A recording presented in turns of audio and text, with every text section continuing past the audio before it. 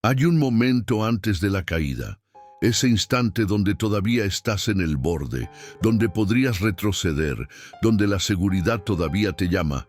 Y hay otro momento, fracción de segundo después, donde ya no hay elección, donde la gravedad decide por ti, donde empiezas a caer y ya no hay forma de detenerlo. Pero entre esos dos momentos hay eternidad. Una decisión que no es decisión. Un soltar que no es rendición. Es algo más extraño. Es reconocimiento de que nunca hubo suelo sólido, que lo que creías que te sostenía era ilusión, y que la caída no es accidente sino verdad. Siempre estuviste cayendo, solo que no lo admitías. Nietzsche conocía ese momento. Lo vivió múltiples veces. En su filosofía cuando destruyó todas las certezas. En su salud cuando el cuerpo colapsó. En su cordura cuando la mente finalmente cedió. Y cada vez, en lugar de aferrarse desesperadamente a algo, cualquier cosa que lo detuviera, eligió caer completamente, rendirse a la caída, ver dónde termina, y esto es lo que nadie entiende sobre él. No buscaba el abismo por nihilismo, lo buscaba por necesidad creativa, porque comprendía algo que la mayoría niega: todo lo nuevo nace de destrucción de lo viejo, y esa destrucción no puede ser parcial. No puedes demoler solo la fachada y mantener los cimientos. Para construir realmente nuevo, debes caer hasta el fondo, hasta que no quede nada que preservar. La cultura nos enseña lo contrario, nos enseña a evitar la caída, a construir redes de seguridad, a nunca llegar al punto donde todo se pierde. Porque la caída es fracaso, la pérdida es derrota, tocar fondo es vergüenza. Mejor mantenerse en superficie, aunque esa superficie sea prisión. Mejor certezas limitadas que libertad del vacío. Pero Nietzsche veía que esa evitación tiene precio, vida a medias. Nunca tocas fondo, entonces nunca sabes qué hay ahí. Nunca pierdes todo. Entonces nunca descubres lo que sobrevive, pérdida total. Nunca caes completamente, entonces nunca aprendes a volar, porque solo quien cae sin red, sin plan de respaldo, sin esperanza de rescate, descubre recursos que no sabía que tenía. Y hay diferentes tipos de caídas: caída en enfermedad cuando salud colapsa, caída en locura cuando cordura se fragmenta, caída en desesperación cuando esperanza muere, caída en soledad cuando todas las conexiones se rompen. Cada una es abismo específico, y cada una enseña lección que solo puede aprenderse cayendo. La mayoría experimenta caídas pequeñas, fracasos contenidos, pérdidas parciales, y se recuperan rápido.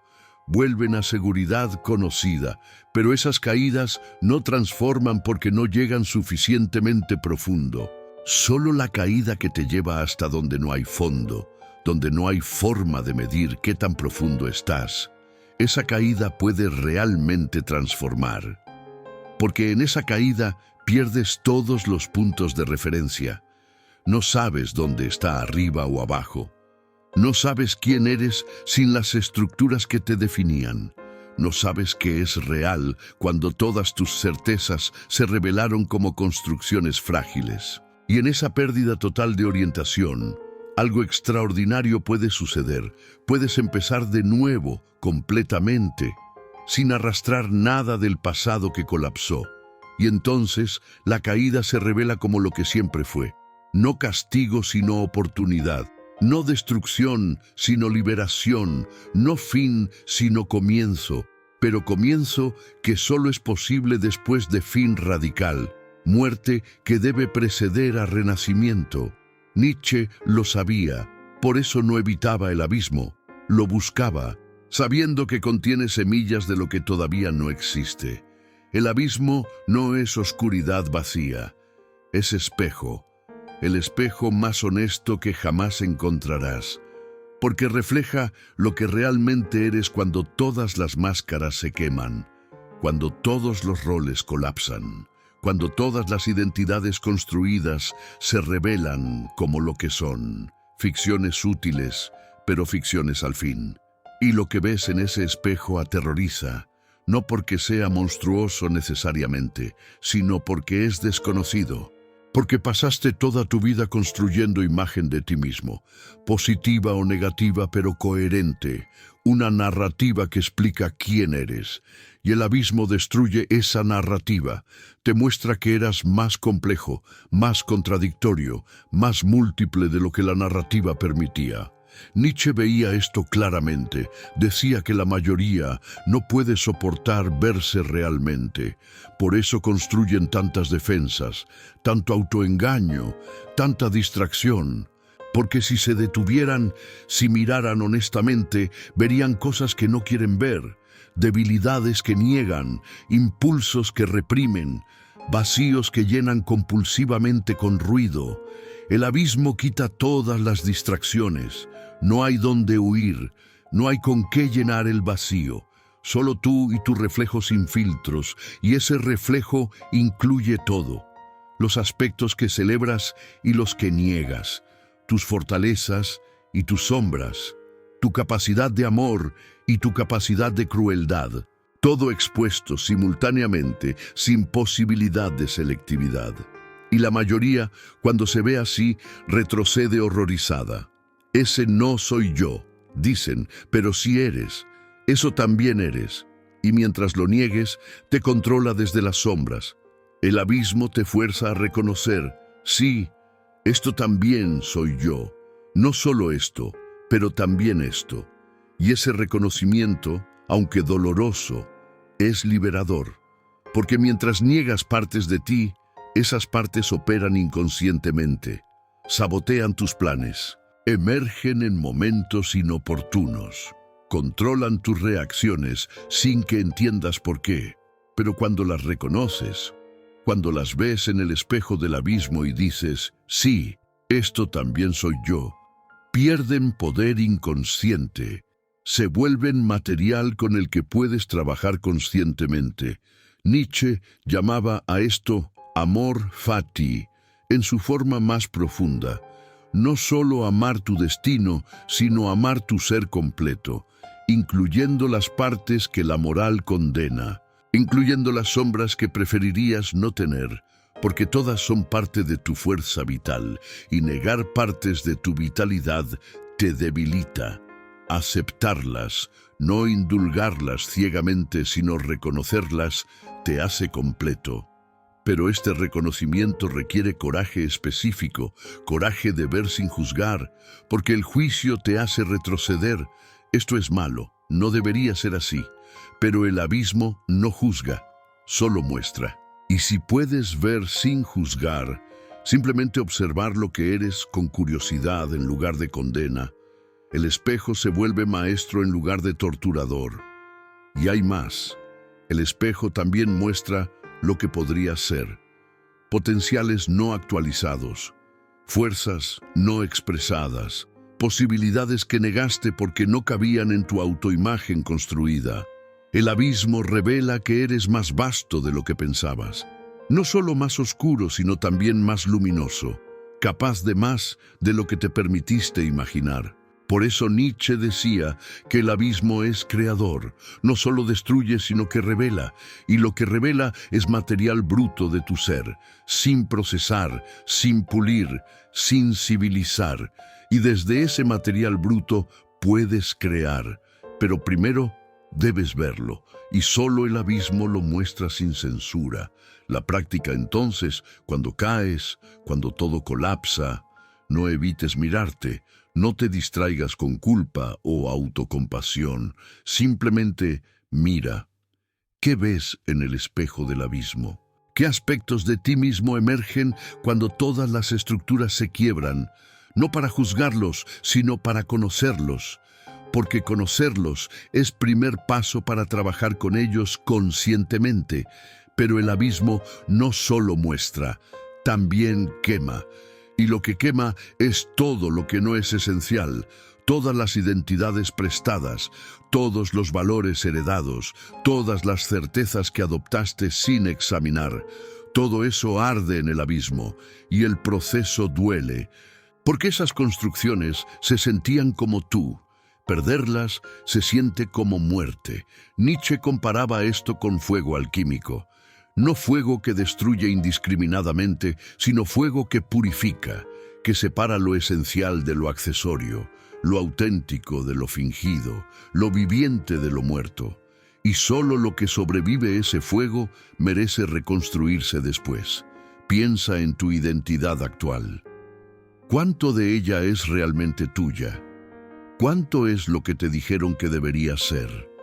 ¿Cuánto adoptaste para encajar, para ser aprobado, para evitar conflicto? El abismo quema todo eso. No por crueldad, sino porque no puede sostener peso de la caída. Solo lo genuinamente enraizado en tu ser sobrevive, y esto incluye tus valores, los principios que pensabas que eran tuyos. En el abismo descubres cuáles realmente importan y cuáles eran solo barniz social. Porque cuando todo está en juego, cuando la supervivencia psicológica está amenazada, los valores superficiales se revelan como lo que son. Solo los profundos te sostienen. Nietzsche experimentó esto visceralmente. Su enfermedad fue fuego constante. Quemó su capacidad de funcionar normalmente.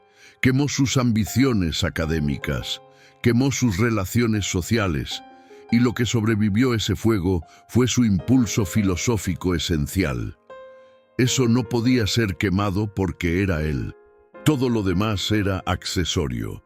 Y en ese proceso de quemado también se purificó su pensamiento. Las ideas que sostenía por convención académica se quemaron. Las que mantenía para ser respetable se carbonizaron. Y lo que quedó fue su visión más radical, no diluida por necesidad de aprobación, no moderada por deseo de encajar, pura, intensa, transformadora. Pero el fuego del abismo no discrimina entre bueno y malo en sentido moral. Quema tanto lo malo que quieres eliminar como lo bueno que quieres preservar. Quema todo lo construido, y eso aterroriza porque incluye aspectos positivos de tu identidad, tus logros, tu reputación, tu autoimagen positiva. Todo arde junto con lo negativo, y ahí está la prueba. ¿Puedes soltar incluso lo bueno? ¿Puedes dejar que arda tu imagen de persona exitosa, buena, valiosa? ¿O te aferras desesperadamente a esa imagen, incluso cuando el abismo te muestra que es construcción tan frágil como cualquier otra? La mayoría se aferra. Por eso nunca tocan fondo. Por eso nunca se purifican completamente. Nietzsche proponía soltar todo, incluso, especialmente, las partes de ti que más orgulloso estás. Porque ese orgullo es apego. Y el apego impide transformación radical. Solo cuando sueltas todo, cuando dejas que todo arda, queda espacio para que emerja algo genuinamente nuevo. No renovación de lo viejo, sino creación de lo que nunca existió. Y lo que emerge después del fuego es diferente, más simple quizá, menos elaborado, pero más sólido, porque está basado en lo que realmente eres, no en lo que pensabas que deberías ser. Es reconstrucción desde cenizas, no reparación de estructura dañada. Y esa reconstrucción tiene integridad que lo anterior nunca tuvo, pero requiere pasar por el fuego completamente. No puedes apagar las llamas a mitad de camino. No puedes decidir qué se quema y qué se preserva. El fuego decide, y tu única opción es rendirte a su sabiduría. Confiar en que lo que necesitas sobrevivirá, y lo que no necesitas será consumido, aunque no puedas saber de antemano qué es qué. Y entonces, en algún punto de la caída, sucede algo extraordinario. Dejas de luchar, dejas de intentar aferrarte a algo, y en ese momento de rendición total, descubres libertad que nunca imaginaste. La libertad de quien genuinamente no tiene nada que perder, porque ya lo perdió todo. Esta libertad es diferente de cualquier libertad que hayas experimentado antes. No es libertad de hacer lo que quieres, eso es libertad superficial. Es libertad de ser sin necesidad de validación externa, sin necesidad de logro, sin necesidad de imagen. Simplemente ser, sin justificación, sin propósito que cumplir. Nietzsche la llamaba el espíritu libre. No libre de responsabilidad, sino libre de necesidad. Libre de la compulsión de ser alguien específico. Libre de tener que cumplir expectativas. Libre de necesidad de éxito según definiciones externas. Y esa libertad viene solo después de perder todo lo que pensabas que necesitabas. Porque mientras tienes algo que proteger, no eres libre. Tu reputación, tu estatus, tu identidad cuidadosamente construida, todas esas son cadenas. Te obligan a comportarte de ciertas formas, a no arriesgarte demasiado, a mantener coherencia con tu imagen. Pero cuando todo eso se pierde en el abismo, las cadenas se rompen y descubres que puedes pensar pensamientos que antes eran impensables. Porque ya no necesitas proteger ninguna posición. Puedes contradecirte sin vergüenza. Puedes explorar ideas peligrosas sin miedo a cómo te ven otros, porque no hay imagen que proteger, no hay nada que perder que no hayas perdido ya. Esta es la libertad del que tocó fondo, del que cayó tan profundo que ya no puede caer más. Y en ese fondo, paradójicamente, encuentras suelo. No el suelo que perdió, ese era ilusión, sino suelo diferente, más profundo, más sólido, el suelo de simplemente ser, sin necesidad de ser algo particular. Nietzsche vivió desde esa libertad, especialmente después de dejar su posición académica. Ya no tenía que mantener respetabilidad, ya no tenía que moderar sus ideas para audiencia académica. Podía pensar tan radicalmente como quisiera. Y esa libertad produjo su obra más poderosa, la obra que solo era posible desde ese lugar de no tener nada que perder. Pero esta libertad también es solitaria, porque la mayoría vive protegiendo algo, y no entienden a quien no protege nada. Te ven como imprudente, como autodestructivo, como loco incluso, porque operan desde lógica de protección, y tú desde lógica de libertad. Y esas dos lógicas son incompatibles. Por eso los que tocan fondo a menudo se aíslan, no por elección, sino por consecuencia natural. Otros no saben cómo relacionarse con quien no juega el juego normal de protección de imagen. No hay amenazas que funcionen. No tienes nada que amenazar. No hay incentivos normales. No necesitas lo que normalmente motiva a la gente, y esto puede ser mal interpretado como nihilismo. No le importa nada, dicen. Pero no es que no importa nada, es que importa diferente. Ya no importa imagen, estatus, acumulación, importa verdad, creación, experiencia auténtica. Y esas cosas no requieren protección de lo externo, requieren apertura hacia lo interno. Nietzsche te invita a experimentar esa libertad, no necesariamente perdiendo todo literalmente, pero sí soltando el apego a lo que tienes, preguntándote, ¿qué pasaría si perdiera esto? ¿Mi trabajo, mi relación, mi reputación? ¿Sobreviviría? ¿Quién sería sin eso? Y al hacer esas preguntas honestamente, empiezas a tocar la libertad del abismo sin necesidad de caer completamente en él. Pero el abismo no es destino final, es pasaje. Nadie permanece en el fondo para siempre. O mueres ahí, y algunos mueren, literal o metafóricamente, o empiezas a subir. Pero la subida no es regreso a donde estabas, es ascenso hacia algo completamente nuevo. Algo que solo podían hacer desde ruina total. Nietzsche hablaba de esto como el gran mediodía. El momento donde la oscuridad alcanza su punto máximo y comienza a dar paso a luz.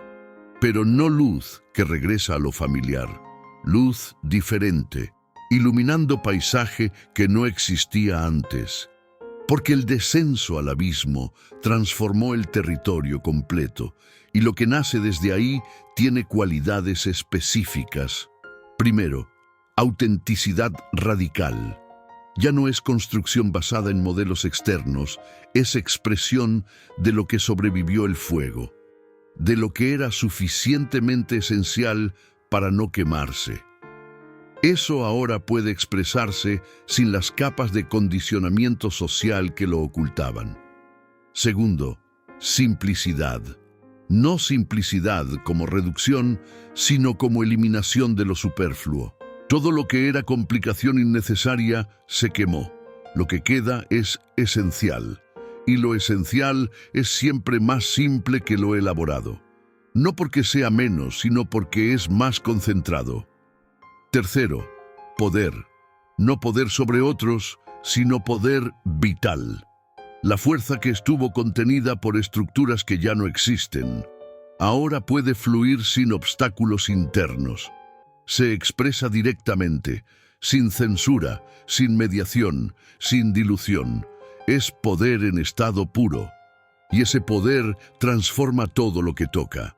Nietzsche ejemplificaba esto en su vida. Después de años de enfermedad, su abismo personal produjo sus obras más radicales.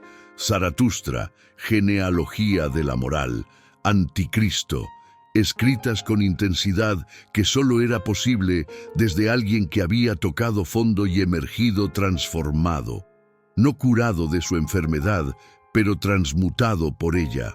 Y el nacimiento desde ruina no garantiza éxito externo. Nietzsche murió sin reconocimiento. Sus libros casi no vendían. Era marginado por establishment filosófico, pero eso no importaba porque ya no buscaba validación externa. Su medida era interna. ¿Estoy creando desde mi verdad más profunda? La respuesta era sí, y eso era suficiente. Esta es libertad creativa máxima, crear sin necesidad de audiencia, sin necesidad de aprobación, sin necesidad de éxito según términos convencionales. Solo necesidad de expresar lo que debe expresarse, y esa expresión es suficiente recompensa. El nacimiento mismo es la victoria. Lo que suceda después es secundario, pero requiere confiar en el proceso, porque cuando estás en el abismo no puedes ver lo que nacerá. Solo puedes soltar lo que murió y esperar. Y esa espera es activa, no pasiva. Es estar presente con la ruina, no intentando reconstruir prematuramente, no llenando el vacío con distracciones. Simplemente estando ahí en el fondo, hasta que naturalmente comience el movimiento ascendente. Y cuando comienza, y siempre comienza eventualmente para quien no fuerza, es suave, no dramático, como semilla germinando, primero invisiblemente bajo tierra, después brote pequeño, y solo mucho después planta completa. El nacimiento desde abismo es gradual. No puedes apurarlo. Solo puedes no interferir con él. Nietzsche te dice, cuando estés en el abismo, no luches por salir inmediatamente. Quédate ahí el tiempo necesario. Deja que el fuego haga su trabajo completamente. Deja que la ruina sea total, porque solo desde ruina total puede nacer algo genuinamente nuevo. Intentar reconstruir demasiado rápido solo repite patrones viejos con nombres nuevos. Y finalmente, Nietzsche señala hacia verdad más profunda. El abismo no es evento único, es proceso cíclico.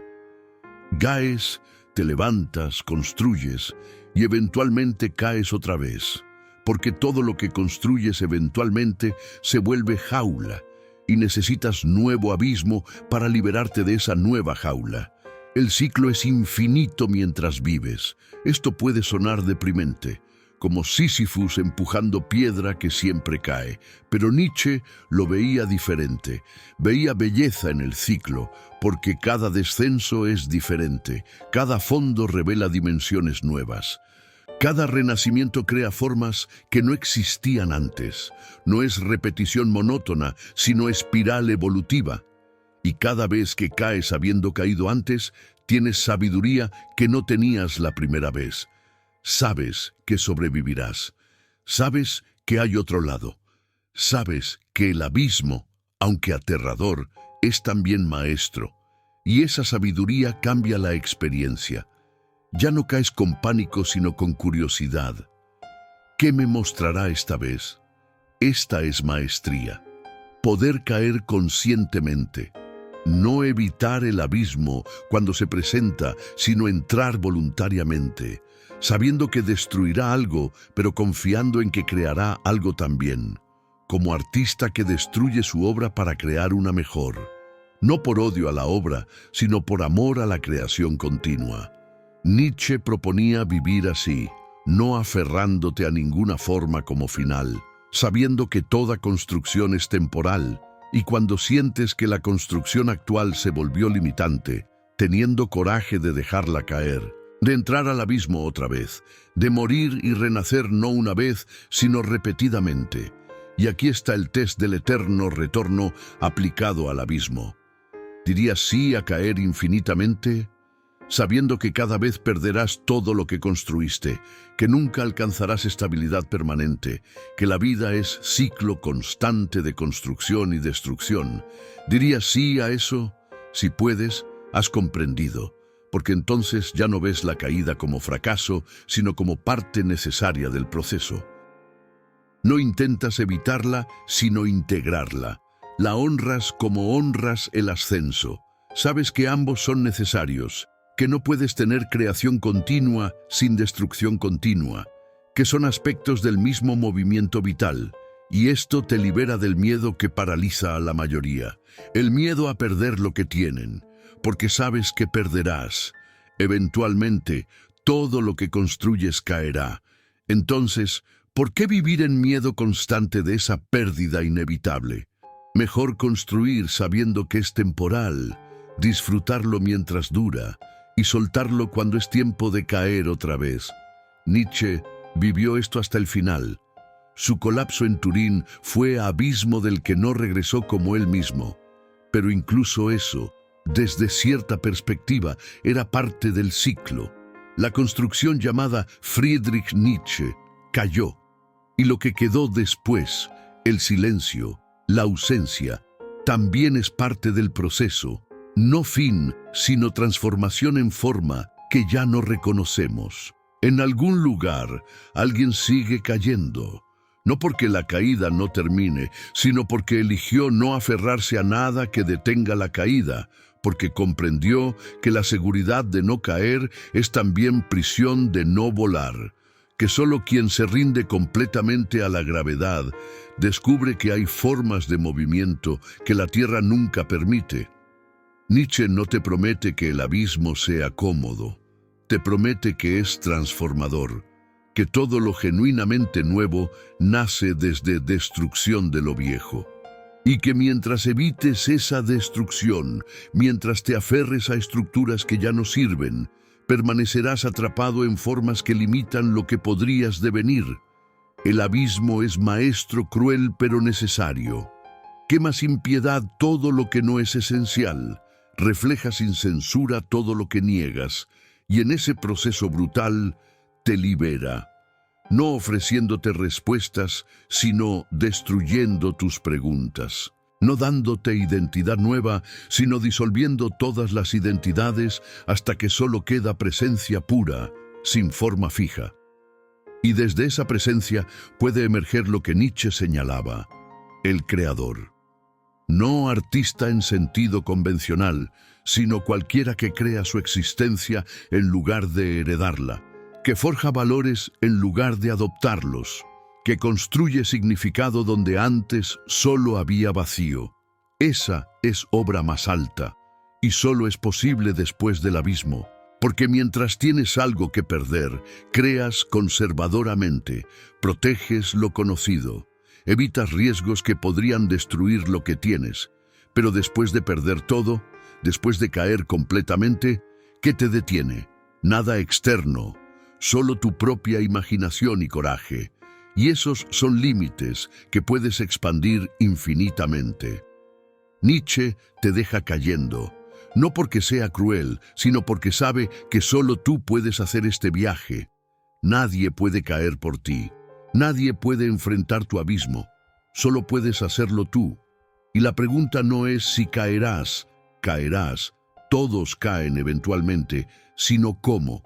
¿Con resistencia que prolonga agonía o con rendición que permite transformación? El abismo te espera, no como amenaza, sino como promesa. Promesa de que debajo de todo lo que construiste hay algo más fundamental, algo indestructible. Y solo tocando ese fondo indestructible puedes construir sobre fundación real. Todo lo demás es edificio sobre arena.